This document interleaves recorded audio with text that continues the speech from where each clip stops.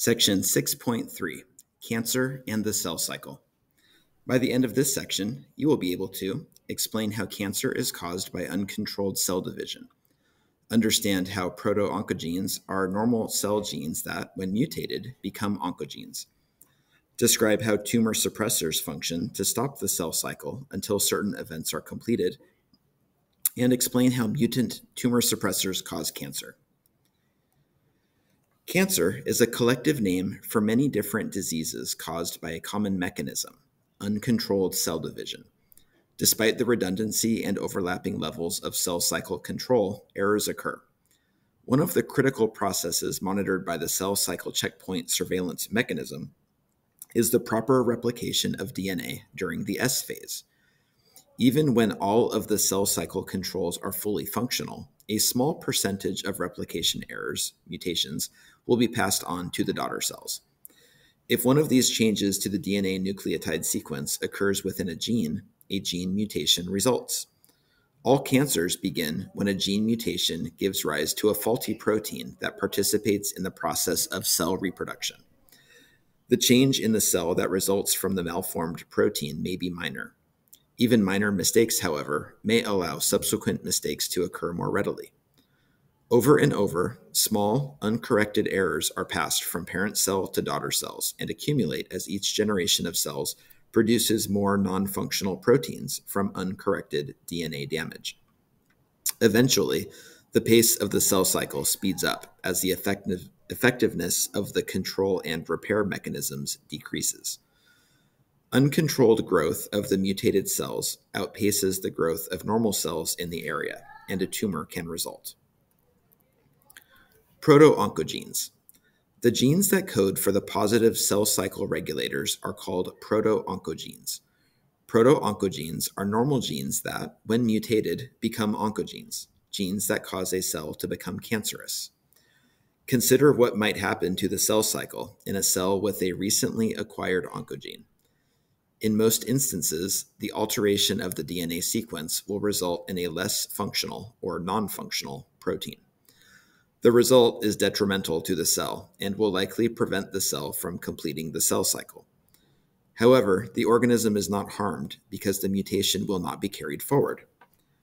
If a cell cannot reproduce, the mutation is not propagated and the damage is minimal.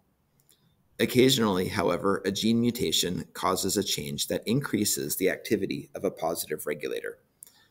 For example, a mutation that allows CDK, a protein involved in cell cycle regulation, to be activated before it should be, could push the cell cycle past a checkpoint before all of the required conditions are met. If the resulting daughter cells are too damaged to undertake further cell divisions, the mutation would not be propagated and no harm comes to the organism. However, if the atypical daughter cells are able to divide further, the subsequent generation of cells will likely accumulate even more mutations, some possibly in additional genes that regulate the cell cycle. The CDK example is only one of many genes that are considered proto-oncogenes. In addition to the cell cycle regulatory proteins, any protein that influences the cycle can be altered in such a way as to override cell cycle checkpoints. Once a proto-oncogene has been altered such that there is an increase in the rate of the cell cycle, it is then called an oncogene. Tumor suppressor genes. Like proto-oncogenes, many of the negative cell cycle regulatory proteins were discovered in cells that had become cancerous. Tumor suppressor genes are genes that code for the negative regulator proteins, the type of regulator that, when activated, can prevent the cell from undergoing uncontrolled division. The collective function of the best understood tumor suppressor gene proteins, retinoblastoma protein, RB1, P53, and P21, is to put up a roadblock to cell cycle progress until certain events are completed. A cell that carries a mutated form of a negative regulator might not be able to halt the cell cycle if there is a problem. Mutated P53 genes have been identified in more than half of all human tumor cells. The discovery is not surprising in light of the multiple roles that P53 protein plays at the G1 checkpoint. The p53 protein activates other genes whose products halt the cell cycle, allowing time for DNA repair, activates genes whose products participate in DNA repair, or activates genes that initiate cell death when DNA damage cannot be repaired. A damaged p53 gene can result in the cell behaving as if there are no mutations. This allows cells to divide, propagating the mutation in daughter cells and allowing the accumulation of new mutations. In addition, the damaged version of p53 found in cancer cells cannot trigger cell death. Figure 6.8. A shows the role of p53 is to monitor DNA. If damage is detected, p53 triggers repair mechanisms. If repairs are unsuccessful, p53 signals apoptosis. B shows a cell with an abnormal p53 protein cannot repair damaged DNA and cannot signal apoptosis. Cells with abnormal p53 can become cancerous.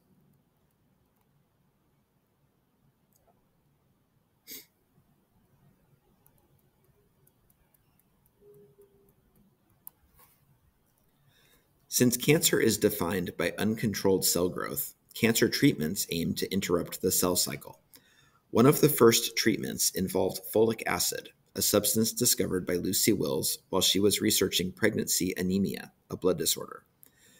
Several scientists showed that inhibiting folic acid uptake by tumor cells resulted in reduced growth. Jane C. Wright identified the drug now known as methotrexate as an effective treatment for breast and skin cancers. The same drug was applied to other cancers, such as placental, uterine, and lung cancers. Methotrexate is known as the first chemotherapy drug, and Wright's additional work to establish dosage protocols and sequences, both to maximize the effect and manage side effects, laid the foundation for contemporary chemotherapy treatments.